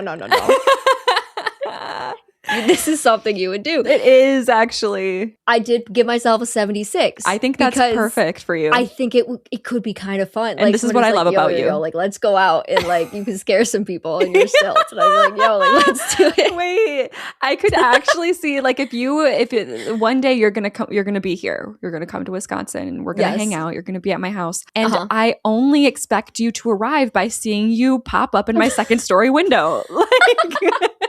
Cassie. I would not be shocked. You'd be like, yep, Caitlin's here. Yeah. All right. Yep. Yeah. I figured that question would go exactly the way that it did. That's funny. 2C, would you choose to wait until later as opposed to pissing in the graveyard? This is another interesting question. Have you ever peed in an odd plate, like an emergency pee, like in the wilderness or in a public? Oh, yeah. I've never. Oh, never? I've only ever peed in a toilet. Wow, that's actually crazy. I've definitely peed in the woods. Yeah, no, I've not done that. So I think I would hold it. I'm really good at holding my pee, unfortunately. It's not good for you. Oh, it's not. I'll say it could be really dire. So I'll give myself a 92. Right? I did a 92. Yeah, we can hold it. Here's the thing. I'm probably, even if I can't hold it, I'm wouldn't not pee on a in the graveyard. Yeah, like I'm not in the graveyard being like, exactly. Pee on a grave. Like, no, this is another space where it's like I'm so out of it and drunk that I'm peeing on a grave without realizing it. For real. Yeah. Oh man. Okay. 2D. When leaving the graveyard, your friends said they were going to catch up with you, but they still haven't shown. Are you unlikely to go look for them? Okay.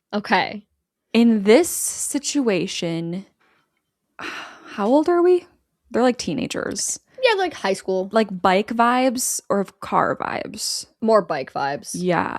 I think. And how did they leave it? They were like, okay, let's go. And then you go. Yeah, and he was just like, where are they? Yeah, I think he said like, I'll catch up with you or something. Okay, so how likely am I to go looking for them? No. Opposite, but opposite. Not go looking. I'm gonna go. Why is this hard? Because like when I'm done, I'm done. Like I'm sorry, I gotta go. Like I just want to go. So real of you. You know, like if you want to keep hanging out, that's cool. I might assume that you're just staying and hanging out still, and I'm like, okay, well, guys, I'm leaving. It's so funny because every time you bring this up about yourself, I just think of the block party. You're like, okay, you guys are going. I'm going home. Yeah. Have a good time. Yeah.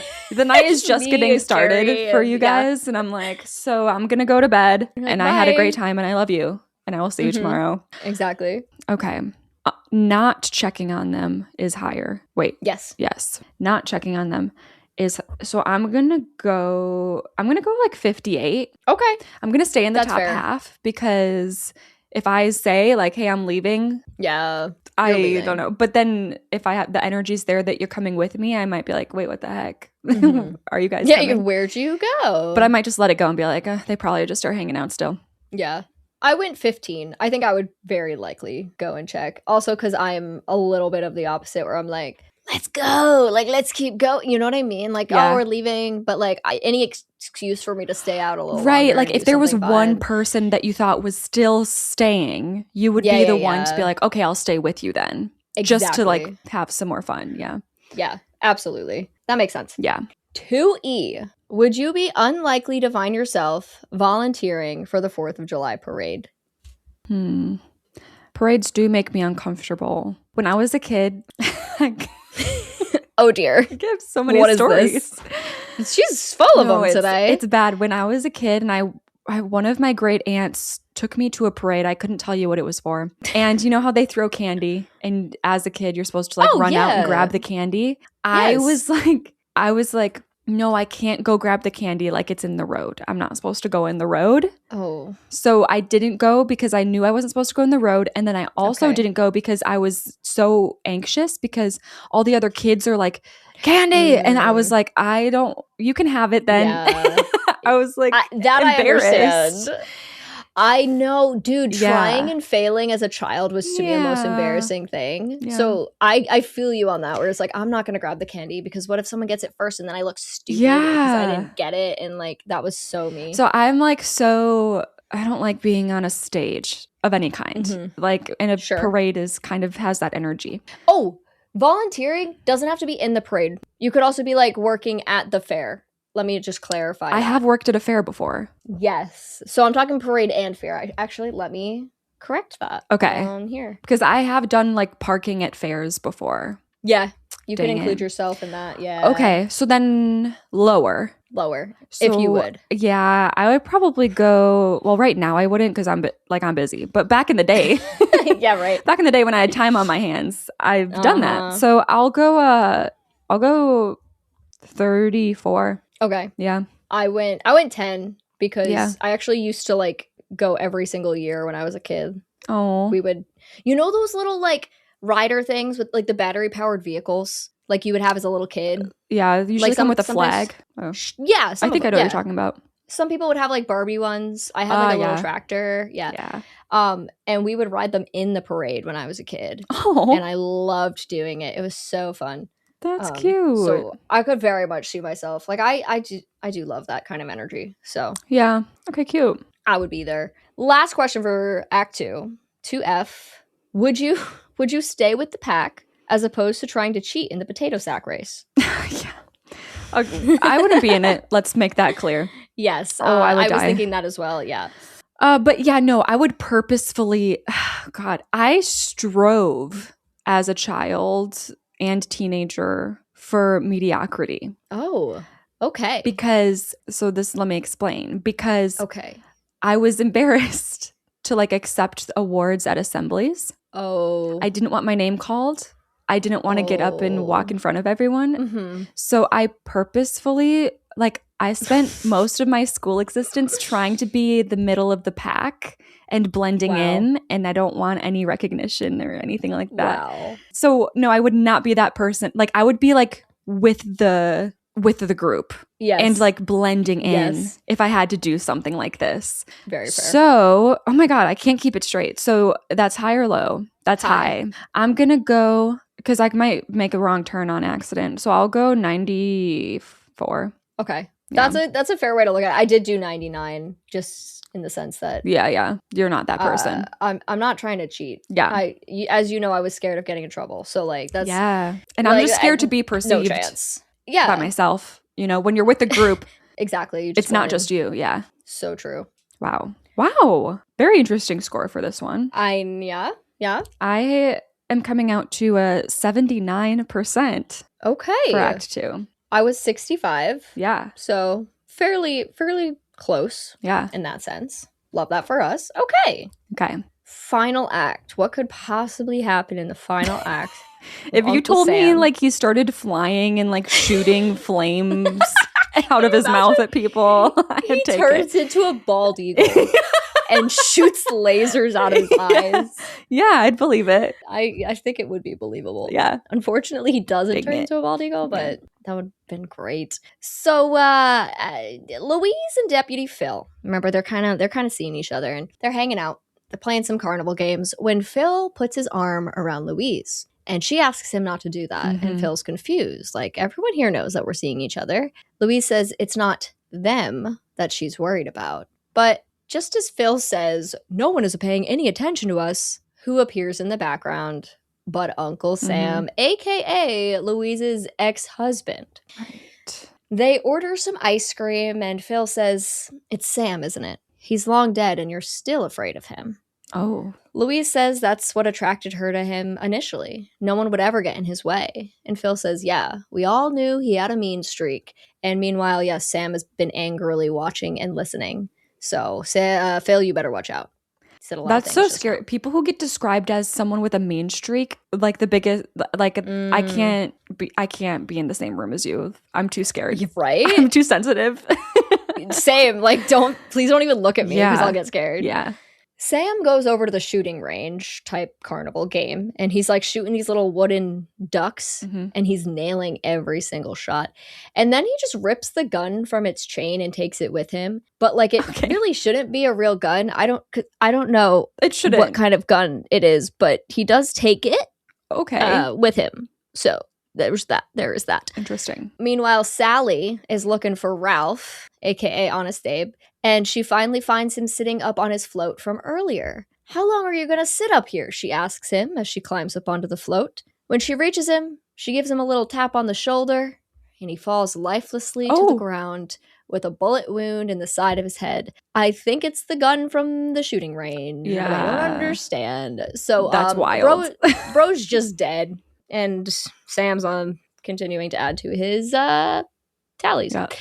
Sally's pretty, like, we do like a bit of a time jump. Like, the cops are here and they're taking the body away and all that. And Sally's really, she's sad, but she's not like overly emotional. She's like, who would hurt Ralph? He was harmless. And then Jody like walks up out of nowhere and goes, he was a crook, that's why. And Sally's like, you're literally not even supposed to be here. It was a crook, that's why. What the hell? Who are you? Get out of here. But like, she doesn't have the energy to deal with that right now, so she's just like, whatever. Yeah. Congressman Cummings asks the mayor if they're still going to go through with the show tonight, and the mayor's like, well, yes, I don't see why not. Meanwhile, there's like dead bodies everywhere stacking up. Yeah. And when he walks away, the congressman's publicist guy is low-key like, whoa, this is great. The news is going to show up now. And then you're going to give your speech and everyone's going to see you on the TV. Woohoo. Great. And then things get, okay. So this part sucks. So it gets very serious. We sit in a barn with Jody, Louise, and Sally. And the women are very understandably like sad. They're out of it. It's not been a good few days for them. And Jody says that if Sam had been around, none of this would have ever happened. Right. Your uncle wasn't a superhero, Louise says. Jody fights her back on this and asks why she's always putting him down. Maybe because he did some very bad things to us, Sally interrupts. Jody wants to know what he did. And Sally and Louise look at each other. And Louise says, we need to tell him, or he's going to grow up to be just like Sam. I am going to be like him, Jody shouts. So the women decide to finally let Jody in on who his uncle really was. Okay. Louise begins. Your Uncle Sam wanted everybody to be afraid of him, especially me. He hurt me so badly that I was afraid one day he might kill me. And Jody's having a hard time believing this. So his mother jumps in and says a line that actually, this line's really interesting. It feels crazy, but it's also just deeply, really, really sad. She says, I know it's an awful thing to say, but I was so happy the day he got married and moved out of the house because then he'd have another victim instead of me. Whoa. Which is like it sounds super fucked up, but if you're in that like position, like I can understand like having that kind of a thought. Like I was like, this part literally, I was writing the script, finishing the script this morning, and I was sitting there and I'm like, don't cry. This is so fucking sad. Do we know? I wonder if it was enough to get, it must have been enough to get like police involved, but it's so hard, especially even at this time, for them to take that seriously. So it's like I'm sure you would want to like be so relieved that it's not you anymore, but then you'd probably also want to be like, oh God, I want to like do a house call for that woman that he's with now, because I know something's going on in there, because I know him. Exactly. But are the police even going to do shit? Right. And she kind of even like adds on to that when she like immediately like just looks at Louise and apologizes and is like, I should have warned you about what my brother had been doing to me since I was 6 years old. But she says that she was even too scared to tell her parents when she was a kid. And Jody still looking like he's having a very hard time. I was worried he was going to take this in and be like, yeah, I'm going to be him. Right. Like, okay, so at least like denial is better than him like being like, I know. And what about it? Yeah, no. He's currently like listening to someone who he thought was a hero. Yeah. Like learning the truth about this person. And it's, So Sally goes on to say that she thinks that's also what came between her and Jody's father. I just couldn't trust men, she says. Jody says, I'm sorry that happened to you, before going and sitting in his mother's lap. So luckily, he's understanding of this. Yeah. She continues on a little bit before Jody asks why she took away his box of medals. And Sally's like, I didn't take your medals. I don't know what you're talking about. But this like conveniently happens right when Phil walks in. And like, so that conversation gets pushed to the side and he says that he needs Jody to leave so he can talk to the ladies for a second. So Jody goes ahead and leaves. And the deputy goes, we found another body. This one's missing a head. I'm like, okay. First of all, why is everyone still here? Yes. Why is everyone chill? And also, Sally just let her son run away. Like, go run away, Jody. Go have fun. It's wild. Meanwhile, there's a serial killer on the loose. Yeah. But I suppose that doesn't matter. Nah. So we cut to a shot of our girlie at the grill, and she opens up the lid, and she finds Jesse's severed head sitting there cooking, and she screams, and then a hand from behind her slams her face into the grill. It's Uncle Sam. Ooh. And she's just gone. Ooh, and that's just a rough like off screen. Yeah. But don't worry, the party's still kicking. So the mayor steps up to the microphone on the stage and he goes, we've had a little tragedy here, but folks, we've got it handled and the fireworks shall go on. Yes. Anything for the fireworks. Anything for the fireworks. Yeah. Barry says to his dad, like as the mayor is talking, he just goes, someone has been killed. There are others, other dead ones. And his dad's like, oh man, should have kept you in the shade today. So weird. Yeah. The mayor's continuing on about how no one needs to leave. We don't want to disappoint the children. He literally says that. And let's introduce, the congressman, because he's going to give his speech and also announce the winner of this year's cook-off. Of course. But his little agent comes over and is like, we can't find the congressman anywhere. Quick cut to a man's hand being tied to a fence. Very quick. Boom. Oh. But anyway, now the show must go on. So the mayor's like, we're going to start the long-awaited fireworks show, and he directs everyone's attention to the firework tower that they've set up. A spotlight falls upon the tower, and there at the top, tied and gagged, is Congressman Cummings. Everyone's just kind of looking at him as he struggles. Then he's like, okay, that's fine. Just avert your eyes. Let's look at the sky, everybody. Don't even worry. Unfortunately, Sam's over by like the control panel. Oh, God. So he starts pulling the triggers on the fireworks. Oh, yeah. And some of the fireworks are literally like tied to the congressman. And those start to go off. Deputy Phil, he sees this. So he goes running through the brush and up a hill for the tower to try and help him. The funny thing is the crowd is still smiling up at the tower, by the way. They're like, wow, yay! And it's like very clear that there's like a man up there. Yeah. I don't know. Okay. So Sam sets off some more triggers as Phil gets closer to the tower. He pulls one final lever and the whole tower literally just blows up. Just big explosion. Oh, this is, by the way, where a lot of the budget went, was stunts and pyrotechnics. Yes, I see. They went crazy on this stuff. Phil's body goes flying down the hill, similarly to the way Jesse fell earlier. And Uncle Sam is just waiting at the bottom with an American flag on a pole. So poor Phil, body flying through the air, right onto the pole, skewered on there, pierces straight through his torso, and he is killed by an American flag. Remember when they did that in Hard Eyes? Do you remember? It was a flagpole? There's a flagpole death. It's like in the police station. Yes. Yeah. Yes. I remember the police station scene vividly because that's where we found out about that one guy's involvement. Who's being shady at the police station, and then it's like, that's him. It's like, oh. So weird. Yeah. So odd. Yeah, it's a very odd plot. What a scene. We love it. We love it. So Barry's parents are very distraught right now after because finally people are like, oh my God, that exploded. Like, as if the dead bodies everywhere was not enough. So now the parents are distraught, and his father says he's going to carry his mother to the car, and Jody offers to wheel Barry over for them. Once his parents walk away, Barry goes, we don't have to run. He won't hurt us. And Jody's like, huh? Who? The guy in the Uncle Sam costume? Barry speaks in riddles as he's like, he knows I'm your friend. Did he tell you who he was? Jody asks. Oh, he didn't need to, Barry says. He's your uncle, Sam Harper. Why is he not concerned? So, first of all, this confirms that there's like a telepathic energy between Barry and Uncle Sam for some reason. Oh, he means that literally. He didn't have to. Yeah, he literally just felt Uncle Sam's vibes. And he just accepted them. He did accept them. He was very chill about it. He's really into it. Okay. So yeah, Barry's like, it's your Uncle Sam. And Jody's like, oh, but he's dead. And Barry goes, I never said he wasn't. Okay. Why are you talking like that? Why is he like this? He so, just tell us what happened, bro. He's weird. Everyone's weird in this movie. Oh my God, that pisses me off when people, talking in code about serious matters. Yes, right. Just tell me. Is such a niche thing that pisses me off. Please just say it. Just tell me how it is. Just tell me what happened.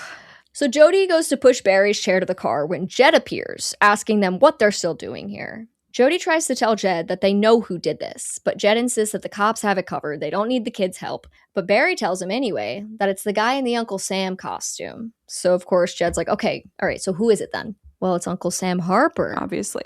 Oh, sure, he just got up out of the coffin, Jed says sarcastically.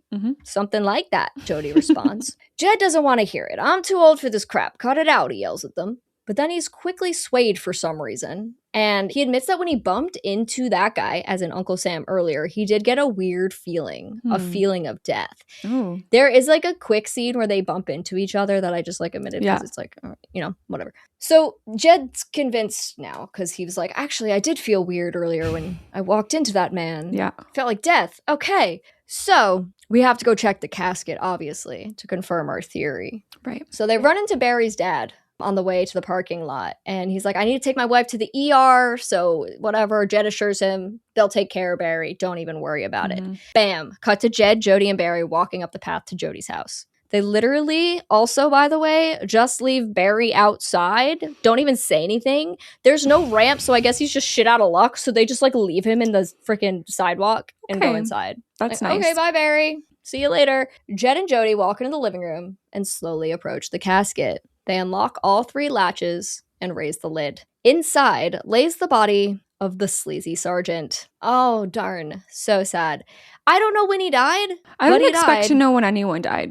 No, people like the there's just body pop up. Body. Yes, body. Exactly. There's no rhyme or reason. Now Jed is 100% on board. He believes the kids that Uncle Sam, the Uncle Sam character, is in fact Uncle Sam. So Jed and Jody head back outside, and Sally happens to be arriving home. Jed tells Jody not to say a word, but of course Sally's kind of like, what are you guys doing? Mm-hmm. And they both stumble over their words before Jed's like, oh, well, we came by to pay our respects. Yep, that's all.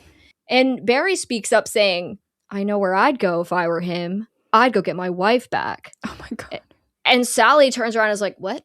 Yeah. What was that? And Jed goes, don't ask any questions. Just call the cops and tell them Louise needs protection. Okay. If someone said that to me, I'd be like, no, get back here. Exactly. What is happening? Like, you can't tell me that and walk away. It's it goes along with the code thing.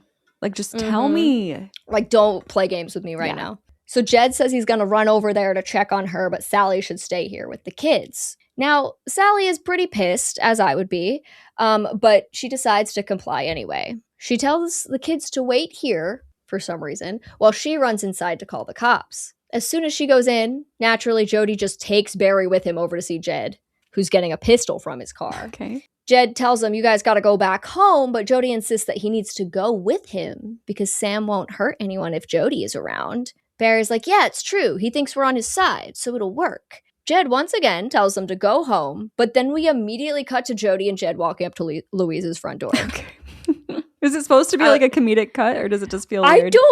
I don't, maybe that's the vibe, but it did feel weird. I was like, oh, we're here now. Oh, and also we just left Barry on the sidewalk. Great. He's just on the, like, next to the road, like, just sitting there in his wheelchair, sunglasses on. Yeah, I'm sure he'll be fine. She's just like, okay. So Jed knocks on Louise's door, but when he gets no answer, of course, he lets himself and Jody inside. A rare time when you should. I know. It's funny because this is a common thing that we talk about in these, but actually he does. Mm-hmm. Louise walks out from the dark with a kitchen knife raised over her head, but Jed flips on the lights and she stops. Like, obviously she was scared because, like, a man just walked into her living room that she wasn't expecting. Jed tells her that they're here to help and he needs to use her phone to call the state police immediately. She directs him to the kitchen, but Jed also gives her the gun and tells her not to hesitate to use it if necessary. Mm-hmm. In the kitchen alone, Jed dials 911, and as the phone is ringing, he looks off to his right. Something catches his eye. Slowly panning over, we see that the Uncle Sam mask is sitting on the counter. The next shot's a choice. Basically, now we're inside the Uncle Sam mask, seeing through two, like, tiny-ass little holes on the screen. Mm-hmm. So, like, in the right eye, we see Jed. In the left, Uncle Sam walks in. Ooh. Mask obviously off at this point. Yeah. He goes, take a good look at me, soldier. I am. Jed turned... Exactly. Jed's looking right at him. The burnt corpse of Sam standing in the kitchen. You made me into this, Sam says to Jed. Jed looks unsettled, but also isn't really scared. He responds, no, you never fought for your country. You just killed for the love of killing. You are nothing, so just die. Good writing. Really beautiful writing, and I think that's the natural reaction to seeing a burnt corpse whispering in your face. You are nothing. Die. End of story. Yeah. Jed is pretty brave. He really doesn't care.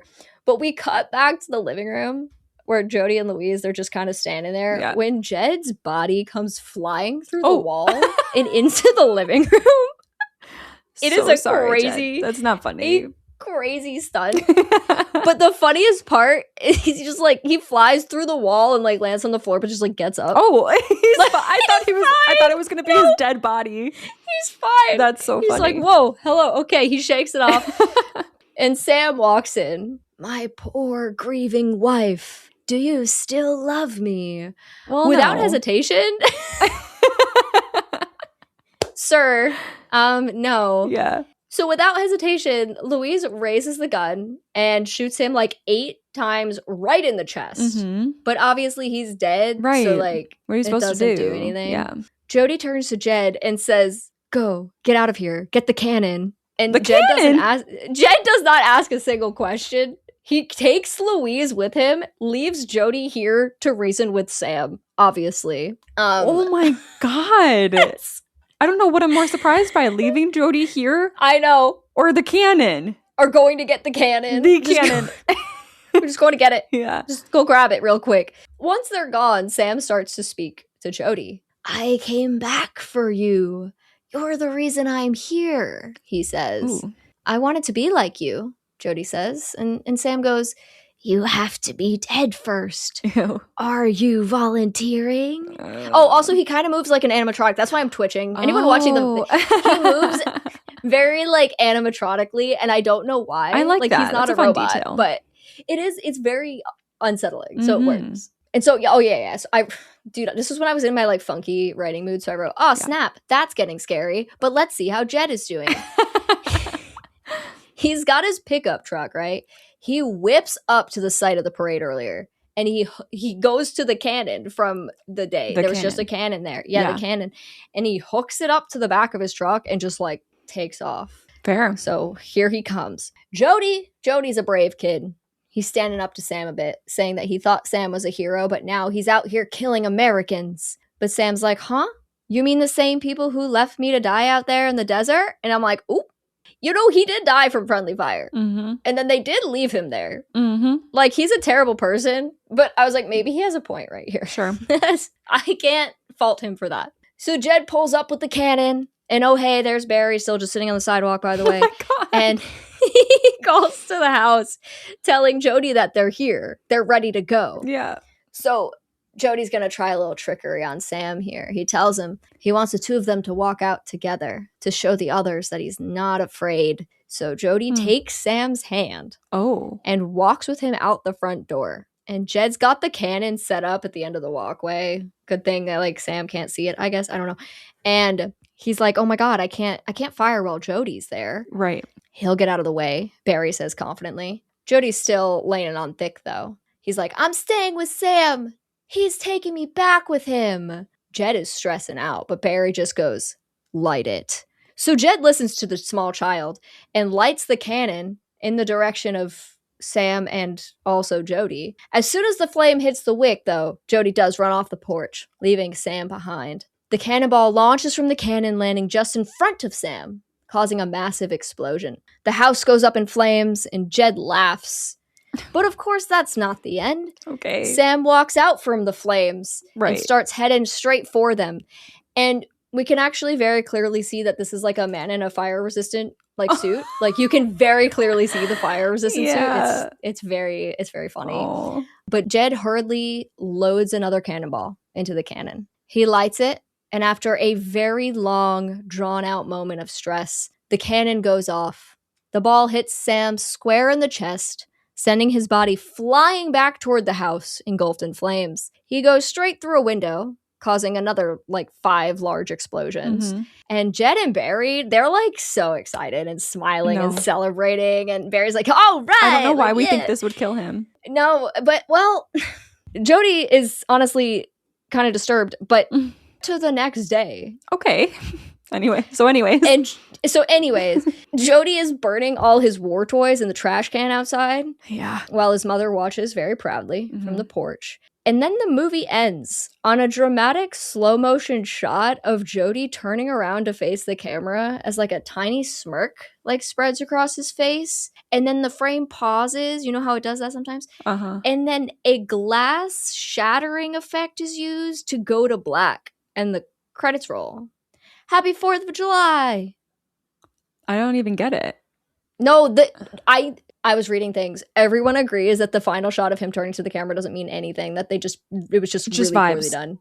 Yeah, it was just vibes. It doesn't mean... It must be. Because it doesn't make sense that it would mean anything. Yeah. Yeah. It doesn't. Right. So Weird. Everyone agrees that that's just a dumb shot that they shouldn't have done. Also, okay, why did it break glass? What is that? It should have been a cannonball. Yeah, right? Yeah, why wasn't it an explosion? Black. Yeah. So it was glass breaking? I don't know. Or you could have done fireworks, and then it's fireworks in the credits. See, They should have had you on the staff. Yeah. Really missed out an opportunity there. I'm also surprised that he just apparently died like that. Like, if you want to leave it on a ooh shot, why wouldn't it be on an Uncle Sam isn't really dead? Like, it would be corny. But it would make sense. Yeah. I agree, because it's like, he doesn't make sense that he died. Right. I'm like, why does a cannonball kill him? Yeah. But okay. That was something. It really was. Yeah. It really was. It was very patriotic. There was a lot of America things happening. So good for them, I suppose. I wasn't expecting this to be anti-war, but okay. I see you. Right. That is interestingly a part of it. Yeah. That people don't expect. Yeah. Because it's like Uncle Sam. Like, it's just going to be like super you. America. Yeah. Yeah. Actually, that's the tagline. Is I want you dead. That's right. Yeah. I think you told me that back when we did the Patreon wheel, and I was like, oh my God. You're like, okay. I still don't completely understand I don't think I need to. I was going to say, I don't understand really how he came to be, what his motive is exactly. No, the funny thing about the motive is, like, I had trouble with this for the questions. Because at first, it very much feels like he's killing everyone who's anti-America. But then, like, at the end, he kind of is like, I'm anti-America. Yeah. So I got confused by that. So I just stuck with the, if you're anti-American, right, you die vibes. Because that's more like what the movie seemed like it was going for. Yeah. So, yeah, it was very... it's mixed bag. It's wow. It's a movie. Okay. I have 4 questions for you. Okay. And I'm curious to see how this goes. 3A. This one's actually kind of interesting. Mm-hmm. Would you avoid dating someone whose spouse has been missing for 3 years? I think I would avoid that. It would really scare me. Too. Yeah. It could be totally like it doesn't have to turn into a horror movie, but my brain turns everything into a horror movie, and I'd be like, they're gonna pop up in bed with us one day. Hello. Yeah, that's a lot to take. Okay, so I'm gonna go high, and I'm gonna go probably like 88. I did 89. Yeah. So it's like, I could see, like, if this was somebody that, like, for some reason I, like, fell deeply in love with. Yeah. It's like, and then it's too late. Exactly. Yeah. But I, like, the thought of that scares me. Also, there's, like, they could come back. And then what? So it's like, I probably wouldn't be messing with that. Yeah. It's the unfinished business of it all, too. Exactly. Like, that person doesn't have closure on the situation, most likely. So it's a weird one. Yeah. It's a weird one, but it's very relevant in this situation. This was actually the question I was referring to. It's not even a crazy question, but it's question 3B is, do you like the national anthem? My favorite version of the national anthem is probably when Fergie sung it. That was really beautiful. Yeah. Everyone liked that one the most. It's a tie. It's a tie between Fergie and Roseanne. It's hard to say. But I actually don't have many feelings. I don't really either. Yeah. I don't feel strongly either direction. Yeah, me either. So I think I'm just going to go right in the middle with 50. Like 50? It's a song. Everyone's got their songs. Yeah, I mean, I almost did that. And then I said, I don't really mind. Like, this is going to sound insane, but, like, singing the national anthem, low-key a vocal stim of mine. Oh, really? So, like, yeah. I don't do it, like, I do it, like, when I'm alone in my house. I just start singing it sometimes. So I went to 65 because I was like, I guess I kind of like it. This is updating my vision of you arriving at my house for the first time. It's like second story. Also, she's singing the national anthem. Perfect. Okay. I will be sure to do that. I will. Wait, do you have a specific part that's a stim? I just start at the beginning. Then just keep going till you get it out of your system. Oh, sorry. Okay, we won't. That was a nice sneak peek. Wasn't that good? Yeah. So I went 65 there. Okay. 3C. As the deputy, would you stay back as opposed to running toward the tower to help the congressman? As the deputy. Exactly. I had to because he is the deputy. Yeah, I probably. Well, I don't know what protocol would. Do they have protocol for that? I don't know. Great question. Like, I wonder if you're supposed to distance and survey the situation, or if you're just like, go help, go. I feel like they're more of like a stay back, survey until you know exactly what's going on and then take action. I think that's the vibe most of the time. That sounds more correct. So would I run? No. Would you stay back? Stay back. I'm gonna say 62. Okay. Yeah. I did 16 just as the deputy. That was my only, like, because as me. Oh, absolutely not. Going over there. No. Like, why would I be going over there? Exactly. I just was like, I guess that's my job. Maybe, I don't know. But you're right. Like, what is survey first and be like, okay, like call people in. You know, it's like so crazy to just go. That's true. Ah. He is the only cop. Yeah. That's there. So that's kind of crazy to begin with. But maybe that's your instinct as a deputy. Just like good question. You know? Final question. 3D. Would you think to use the cannon on Uncle Sam? Absolutely not. Because that's the stupidest thing I ever heard. Get the cannon. The cannon. I can't get over that. Like, what do you get the cannon? Would I use it? I would say probably. Okay. I'll give myself a 5. I did 5. Yeah. I was like, first instinct was to go 1, and then I was like, okay, this whole thing is ridiculous. So, and we have a cannon. Maybe. So exactly. Like, so maybe I'd be like, get the cannon. So maybe I'd be like, get the cannon. Maybe, probably not. Yeah. Okay. That brings my third act to a 51%. Okay. I was a 44. Very similar. Vibes. Yeah. Very similar vibes. Okay.